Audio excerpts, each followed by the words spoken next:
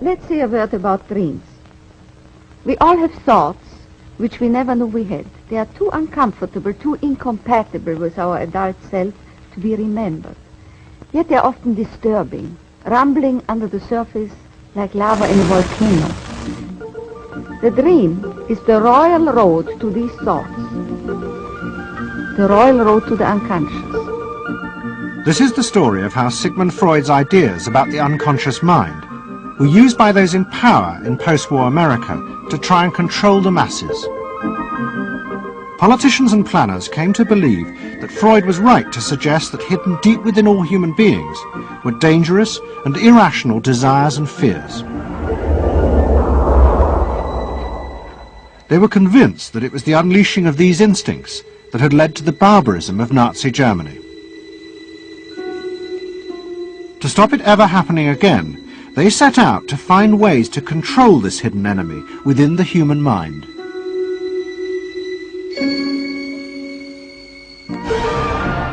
At the heart of the story are Sigmund Freud's daughter Anna and his nephew Edward Bernays, who had invented the profession of public relations.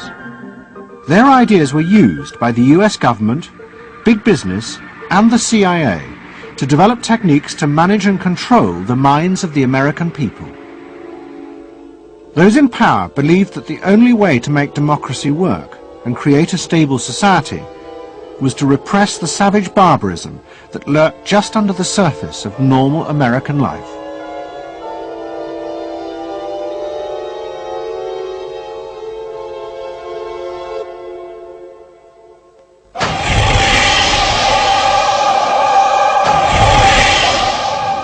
The story begins in the middle of the fierce fighting of the Second World War.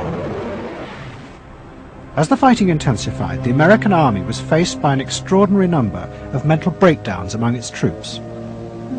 49% of all soldiers evacuated from combat were sent back because they suffered from mental problems. In desperation, the army turned to the new ideas of psychoanalysis. They made a film record of the experiment using hidden cameras. It says here on your record that you had headaches and that you had crying spells. Yes, sir. I believe in your profession is called nostalgia. In other words, homesickness. Yes, sir. Mm-hmm. It was induced when, shortly before the war, I received a picture of my sweetheart. Yes.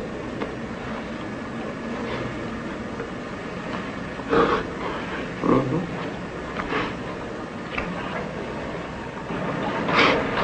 I'm sorry, I can't continue. That's all right. It was the first time that anyone had paid such attention to the feelings and anxieties of ordinary people. At the heart of the experiment were a number of refugee psychoanalysts from Central Europe.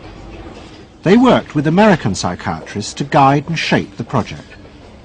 When I first came to America, I worked in the psychiatric service with soldiers trying to rehabilitate them. And I traveled in the train from the East Coast to the West Coast. I was enormously curious what goes on in all of those little towns that the train is passing. After my years in the army, I knew exactly what everybody was doing in the little towns.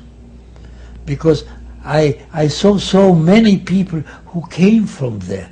And I understood their aspirations, their disappointments, and so forth. So it was as if somebody invited me to a privileged tour into the inner soul of America.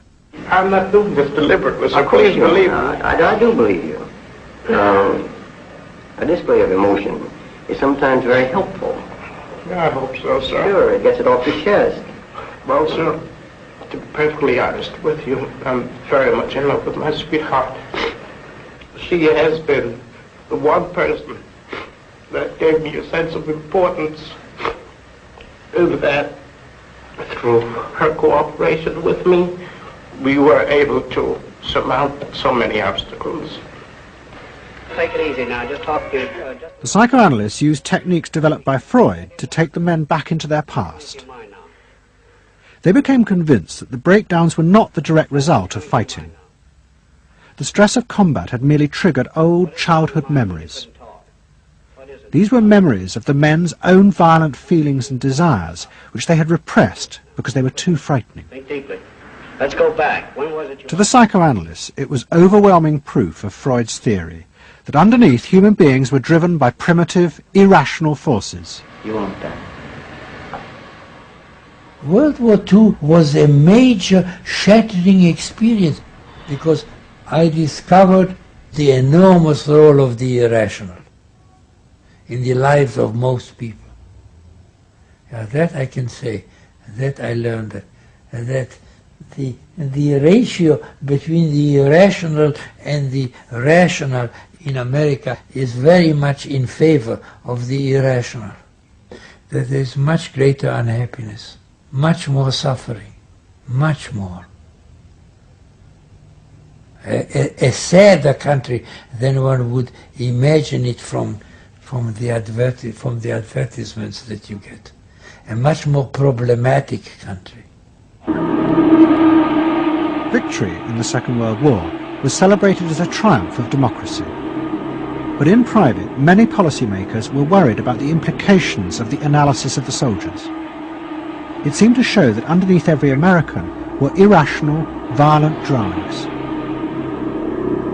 What had happened in Germany seemed to bear this out. The complicity of so many ordinary Germans in mass killings during the war showed just how easily these forces could break through and overwhelm democracy.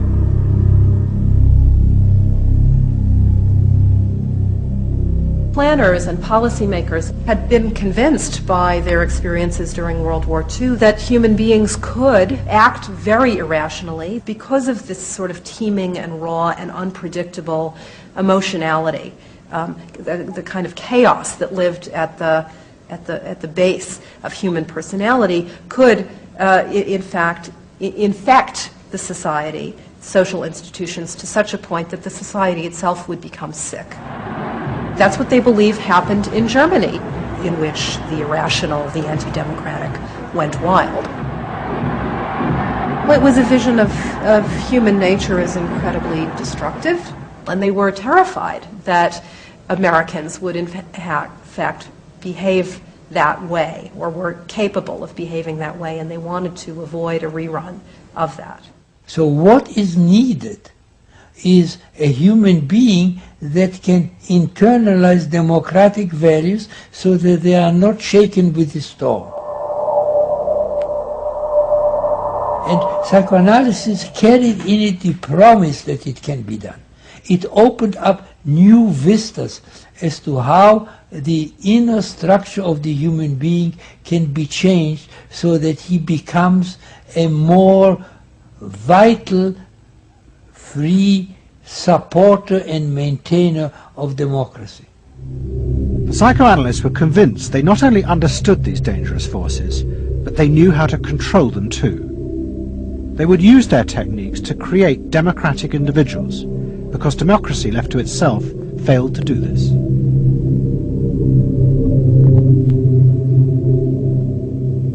The source of this idea was not only Sigmund Freud, but his youngest daughter, Anna.